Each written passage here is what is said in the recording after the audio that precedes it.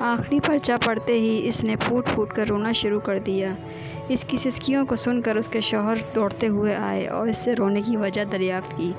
کیا ہو گیا ہے؟ کیوں رو رہی ہو؟ اس نے جواب دیا، کل میں نے بچوں کو میری خواہش اس عنوان پر مضمون لکھنے کا ہوم ورک دیا تھا، وہی جانچ رہی تھی۔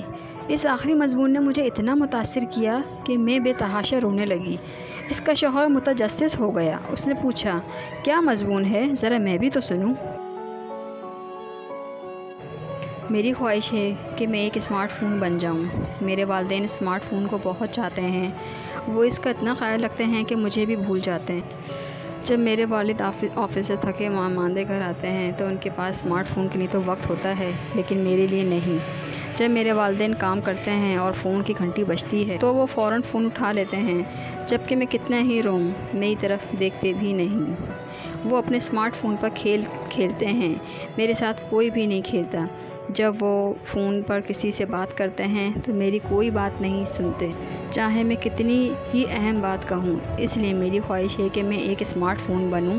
یہ سنتے ہی شوہر بھی جذباتی ہو گیا اور اس نے بھرائی ہوئی آواز میں پوچھا، یہ مضمون کس بچے نے لکھا ہے؟ استانی ہمارے اپنے بیٹے نے۔ آلات مفید ہوتے ہیں، وہ ہمارے کام آسان کرنے کے لیے ہوتے ہیں، نہ کہ ہمیں اپنے پیاروں سے دور کرنے کے لیے ہوتے ہیں۔ بچے اپنے معاشرے میں جیتے ہیں، اس کی ہر چیز کو دیکھتے، سنتے اور سمجھتے ہیں، اس کی اثرات قبول کرتے ہیں۔ ہمارے افعال ان کے نازک ذہنوں پر نقوش مرتب کرتے ہیں، اس لیے ہمیں ان پر انتہائی توجہ دینا چاہیے کہ ہمارے کسی عمل سے بچوں کے ذہن کوئی منفی تاثر قبول نہ کر لیں۔